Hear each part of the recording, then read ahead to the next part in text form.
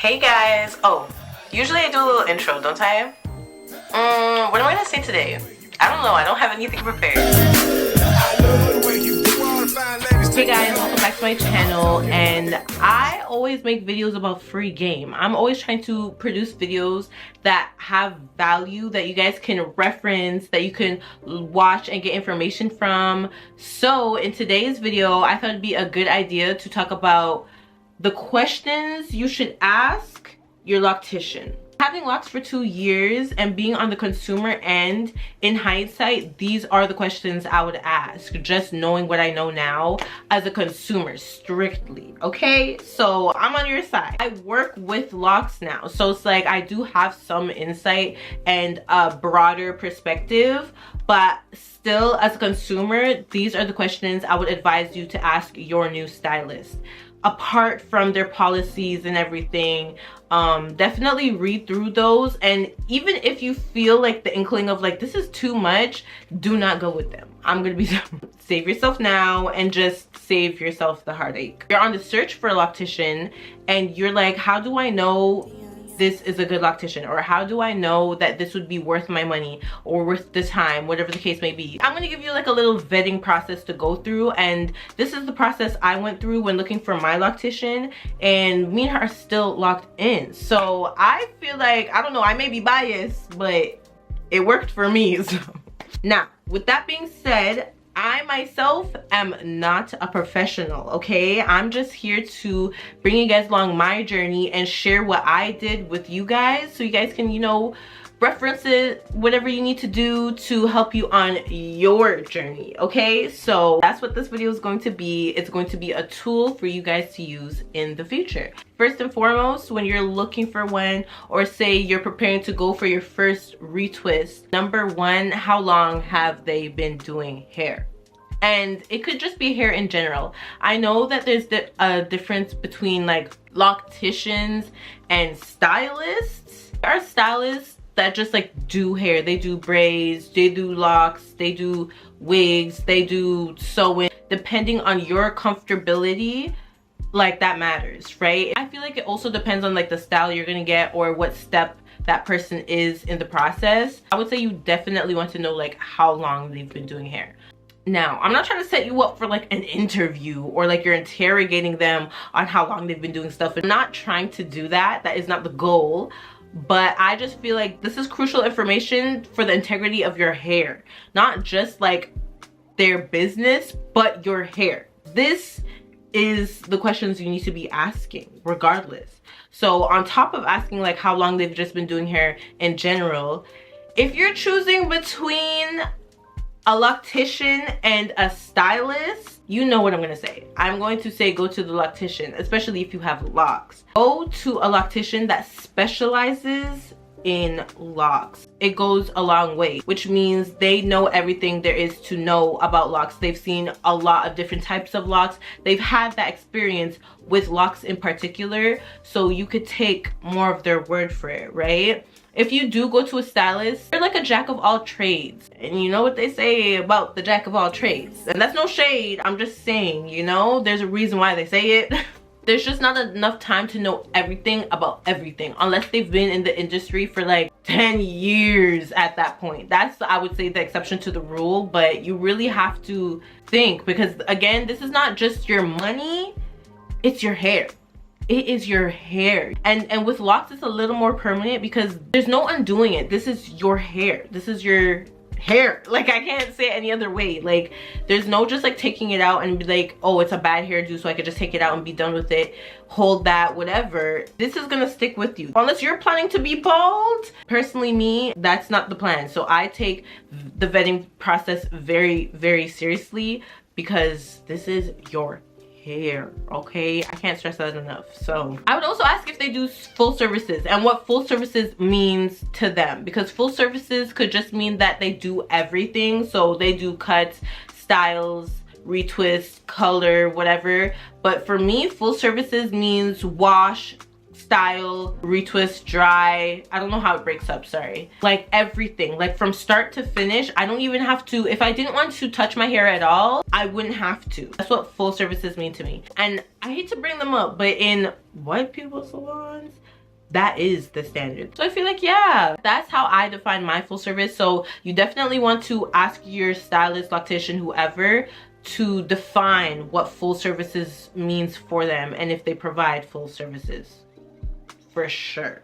Another question I would ask is if your stylist offers consultations. You can get a consultation and ask all your questions before even spending all the money to get your hair done and doing, I don't want to say damage, but like doing actions to your hair that you're not for sure certain about. Whatever your goal is for your consultation, and just test it out. Hopefully you only have to ask for the one consultation. In my experience, consultations are money, because it's not just like looking at your hair and being like, hey, yeah, this is what would work good. It's also the knowledge behind that, the years of experience behind that, and information that you will walk away with forever. It's knowledge. Knowledge is power. Yes, most of the consultations you see are money. It really just depends on where you go and I guess the stage that they are in their own journey, like if they're a new stylist or whatever the case may be. But I would definitely front that money for the consultation. You're going to, consciously or not, bring that knowledge you just learned from the first stylist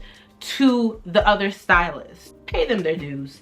Give them what they're owed, child. I remember, everybody remembers. Who doesn't remember at this point? In the beginning, I was really about like, I don't want to pay more than this. I'm hoping to find someone like that. Like, this is my window. Within my ignorance, it was just like, I would say a precaution I was taking, and it was justified. Even if it's just like one time just to see what they're about, and then really just evaluating your experience and evaluating if you would spend that money again. Obviously, if it's something absurd, like please don't be paying $300-400 for a simple retwist. I don't know how you could justify that unless you were no, I'm not even gonna give you ideas. I don't know how you would justify that, but I would try to refrain from asking questions that they've already answered. Most likely answering your questions or a lot of questions before you have to ask them. Please read, especially bring up concerns about like your allergies. Say you're allergic to certain fragrances or ingredients. Definitely ask them if they use any of those ingredients within their products. There's cases where stylists, locticians, whatever, use their own products and they make their own products from scratch. So if you have an allergy, make it be known, voice it from the start, because they could be using their products from start to finish, and you need to let them know that this is something you're allergic to or have a sensitivity to, whether it be fragrance, whether it be a legit allergen, whatever the case is. Let it be known. Personally, I love peppermint. I personally love it. Imagine my shock when I realized that people don't really like peppermint like that. And just asking like preferences. You have to speak up. I'm not a loctician. I'm not a loctician. Like, I'm trying not to impose that perspective because I just know how it is on both sides. I'm trying, but as a consumer, I would also say like have questions of your own ready. Another question I would ask, in addition to your personal questions for your personal journey, is how often you should get maintenance.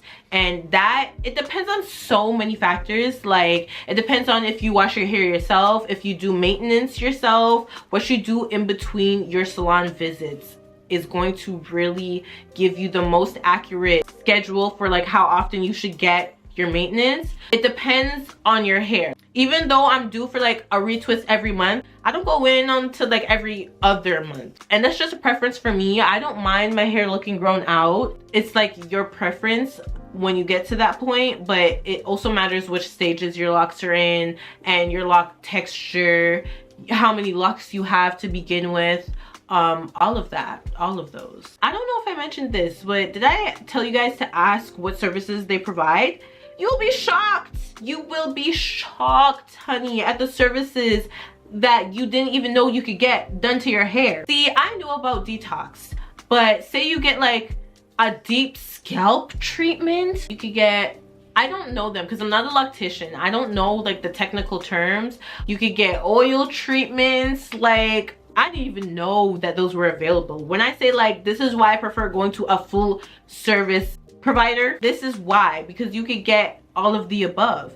And they will even recommend treatments based on the status of your hair, something that you might not even be aware of, something that you wouldn't even know to ask for because you just don't have those expertise. Get you a good service provider that can evaluate your hair and tell you what your hair needs at that point in time. Personally, me, I like to be hands off with my journey. I do care to maintain the integrity of my hair, but I very much like not having to worry, and I don't worry about my hair at all. The only thing I really worry about is the type of shampoo I use in my hair, and worrying that I don't use too much product that causes buildup. Like, I'm not trying to also, and I'm just trying to, you know, just do my part. Lastly, and this is very niche, but I'm just gonna throw it in there.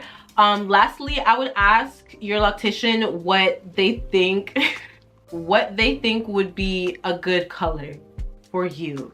I feel like your stylist has had experience and they know. I'm a hypocrite. Well, I didn't do it myself. My stylist first colored my hair first. She was the first to ever even touch my hair, but then afterwards I went in myself with my friend and colored it again. I would ask like what your stylist would recommend. What color do they think would work with you, like with your skin tone, your eye color, even your hair? Because say people want to get blonde locks but the integrity of their hair is just not there, don't do it.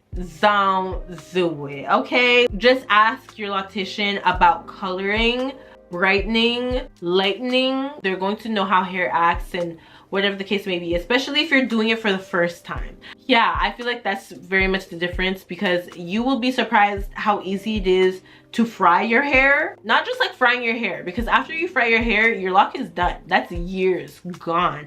And then you would just have to hope it holds on. Like, you may have this image in your head and think like, yes, that's what I want to do.